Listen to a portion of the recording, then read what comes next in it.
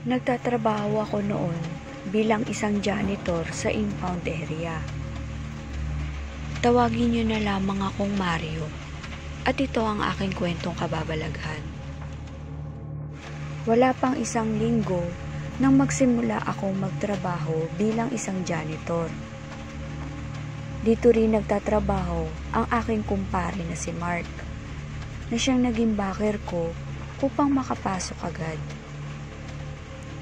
Unang araw ko pa lamang noon sa trabaho at inilipat agad ako sa panggabi.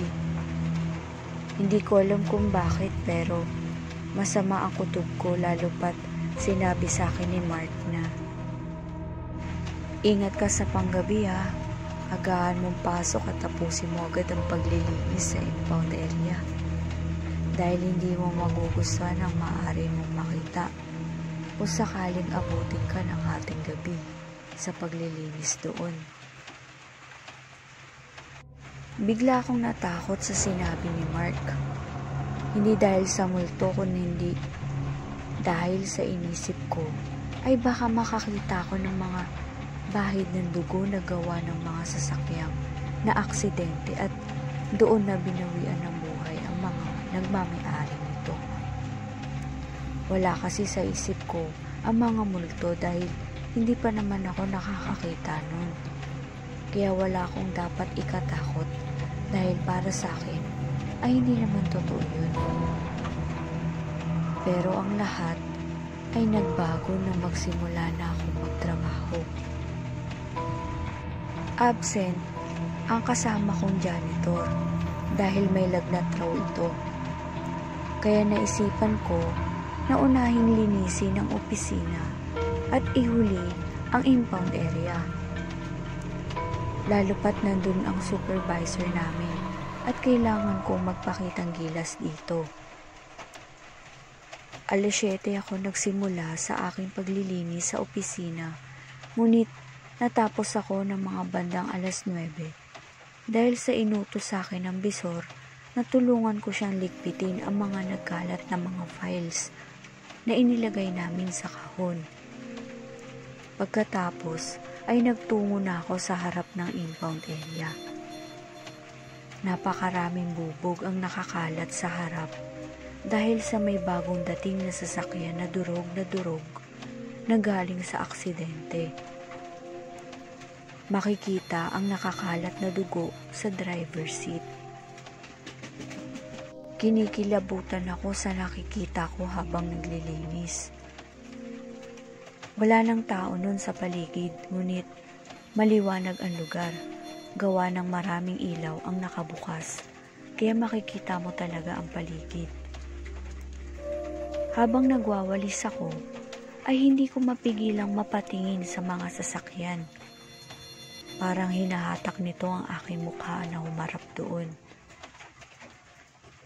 Habang ipinapasok ko ang basura sa sako, ay nakarinig ako ng mahinang busina na galing sa impound area. Siyempre napatingin ako at napaisip, sino ang nagbusina gayong wala namang tao ron. Kaya pinasawalang bahala ko na lang. Pero ang mga sumunod na nangyari ay siyang nagpataas ng balahibo ko. Isang malakas na busina ang narinig ko sa isang sasakyang sirang-sira at basag na basag ang mga salamin. Napakahaba ng busina nito at napakalakas na ilang saglit lang ay biglang huminto at tumahimik ang paligid. Katahimikang nakakabingi.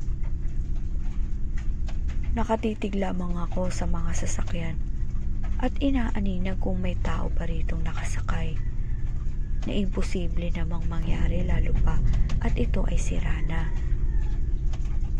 Nang biglang isang tinig ng babae ang narinig ko na nagsabing,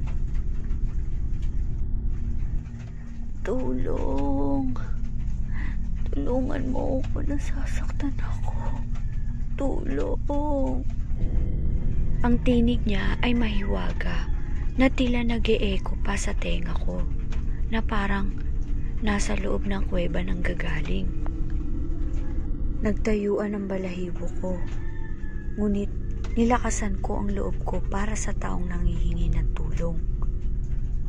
Agad kong sinilip ang loob nito pero wala akong nakita at tanging dugo na nagkalat sa upuan lamang.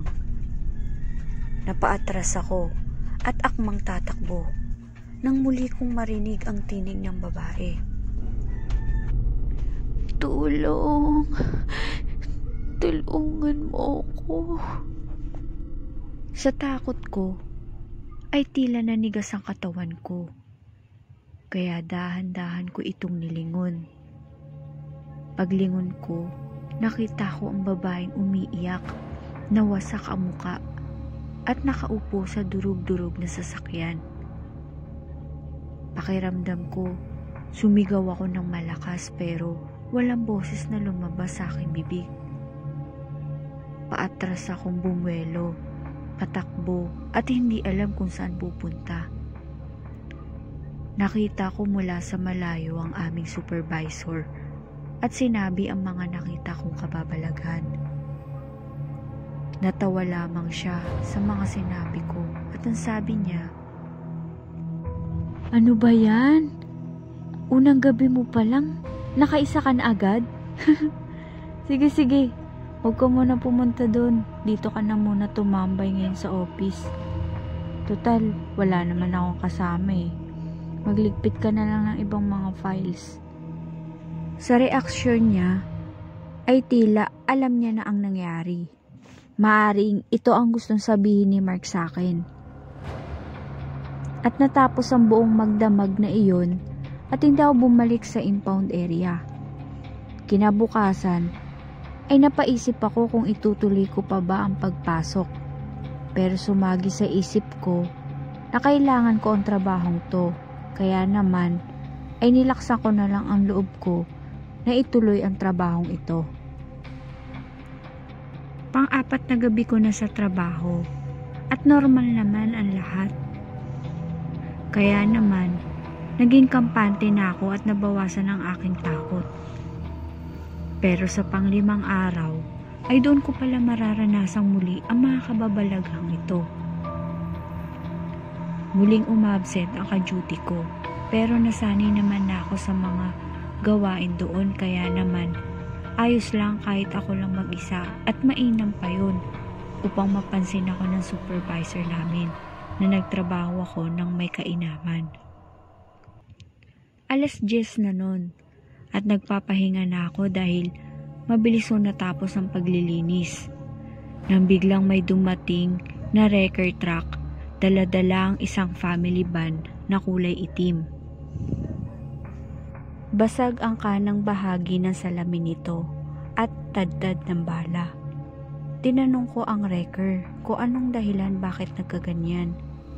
Sagot niya ay nanggaling daw sa isang engkwentro kung saan napatay ang mga magnanakaw na sakay nito. Nanlaban daw ang mga magnanakaw, kaya naman napatay sila. Naglaglagan ang mga bubong nito, kaya naman kailangan na namang maglinis. Nang maitabi na nila ang family van, ay agarang umalis ang mga wrecker. Ako naman ay dali-dali nang naglinis. Tahimik ang paligid nang may narinig akong sitsit. Bigla akong kinabahan dahil maaaring ito na naman. Payuko akong tumingin sa family van at nakita ang lalaking nakatayo sa van. Nakatingin sa akin at hindi ito nagsasalita. Nakatitig lang ako sa kanya at ang tingin ko, normal lang siya at tinatakot lang yata ako. Kaya naman tinanong ko siya, "Sir, bakit ho?" "Sir, bawal ho kayo dyan. Hindi po pinalalapit ang mga tao dyan." Hindi ito sumasagot pero dahan-dahan itong ngumiti at tumawa ng malakas. At dire-diretsong tulo ng dugo ang lumabas sa kanyang sentido at mata. At sabay sabing, "Gusto mo ba sumama?" Napamura ko sabay takbo nang walang lingon-lingon sa likuran. At yun na ang huling gabi ko roon at hindi na ako pumasok. Dahil sa ayaw ko nang muli pang maranasan yun. Naikwento rin sa akin ni Mark na kaya daw lagi uma-absent ang ka-duty ko ay naghahanap na pala ito ng trabaho dahil maging siya ay nakakaranas din ito.